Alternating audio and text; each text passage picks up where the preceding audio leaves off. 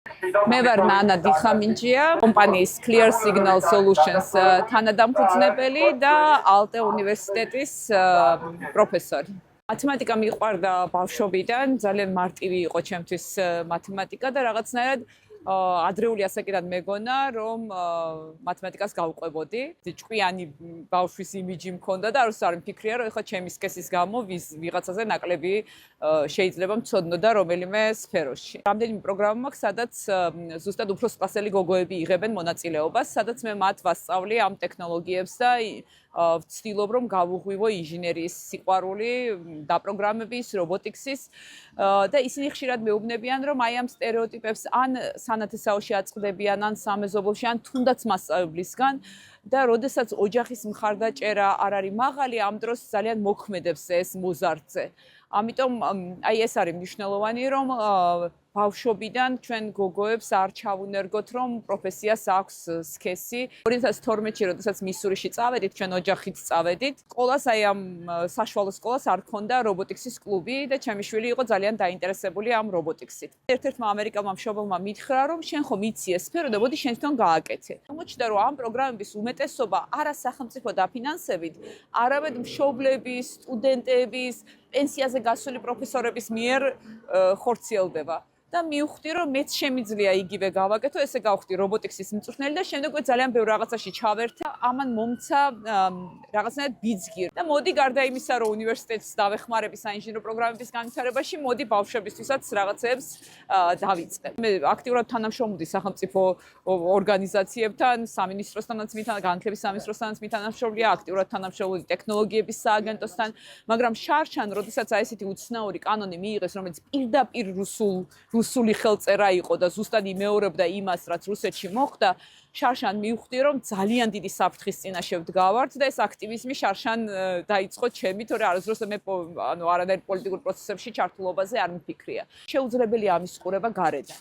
აქ არის ჩემთვის არის ძალიან მარტივი პრინციპი, რომ მე თუ რაღაცა საზოგადოების ნაწილად ვგრძნობ თავს, ამ შემთხვევაში მე თუ ქართველი ვარ და ჩემი სამშობლო თუ არის საქართველო, მაშინ ჩემი მოვალეობაა, რომ რაც შემიძლია, ყველაფერი გავაკეთო. წელს რაც ხდება, ეს გაცილებით უფრო მეტია ვიდრე რუსული კანონი, ხო? ამას მოყვა ცენზურის სხვადასხვა კანონები, რომელიც ვითომ ოჯახური სიწმინდის რაღაცა იმაში არის გამოგონილ გარსში არის შეფუთული. LGBT პროპაგანდა როგორც ასეთი არ არსებობს, ხო? არსად პროპაგანდა რას ნიშნავს? პროპაგანდა არის მაგალითად მე მაქვს რისი პროპაგანდა, რომ მეტმა გოგომ ისწავლოს ტექნოლოგიები, ხო?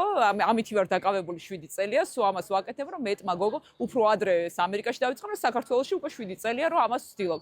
ანუ შედეგი ამ პროპაგანდის რა არის, რომ მეტ გოგოს ექნება უკეთესი პროფესია და უკეთესი ცოდნა იმისთვის, რომ თავის გააძლიეროს ეკონომიკურად და ქვეყანაც გააძლიეროს ეკონომიკურად. მოდით ახლა ეს გადავიტანოთ LGBT თემზე, ხო?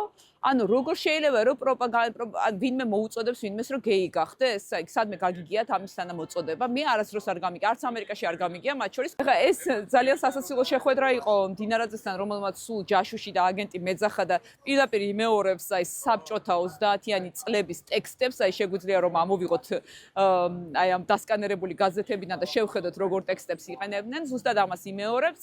რა თქმა უნდა, ეს არის ძალიან სასაცილო და მთელი ეს ასე ვთქვათ, მათი პროპაგანდა ეყრდნობა იმას, რომ მე მგონი 2021 წელს თუ არ ვცდები, ჩემი პროფილის ფოტოზე დავაყენე ეს love is love ფრეიმი, რომელიც გულისხმობს იმას, რომ ნებისმიერ ადამიანს აქვს ისეთი სიყვარულის უფლება, როგორც მას უნდა, თუ ეს არავის არ აზიანებს. ისეთი უცნაური იყო ჩემთვის, რომ მაგალითად მარიამ ლაშხი, რომელიც ჯერ კიდევ თებერვალში სპეციალურად მოვძებნო, რომ მეთქი ხო არ მეჩვენება, ხო სწორად მახსოვს, რომ თებერვალში ეს ადამიანი მირეკავდა იმითი თხოვნით, რომ აი ქალ მეცნიერებზე ვაკეთებთ გადაიმას რაღაცა ღონისძიებას და თუ შეიძლება რომ მირჩიო როგორ ჯობია გაკეთება და უცებ დღეს აცხადებს, რომ მე თურმე ამერიკიდან დავალებებით დახუნძლული ჩამოვდივა როგორც აგენტი, აი ეს ცვლილება ნახევარ წელიწადში აი ასეთი დაცემა რაღაცნაირად, ხო, აი ამ რეჟიმის და რუსულ რეჟიმად ქცევა, ეს ზუსტად იმის შედეგია, თუ რა ტიპის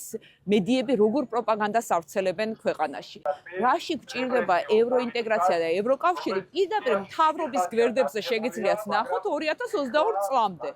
უფრო მეტი ჩარშანაც შეგიძლიათ ნახოთ და აი წელს გაზაფხულზეც კი შეგიძლიათ ნახოთ, როგორ იწოდებდნენ თავს ამერიკული პროექტებით, ევროკავშირის პროექტებით და ისეთი სასაცილო რომ თურმე უცებ ეს ყველაფერი არ გჭირდება.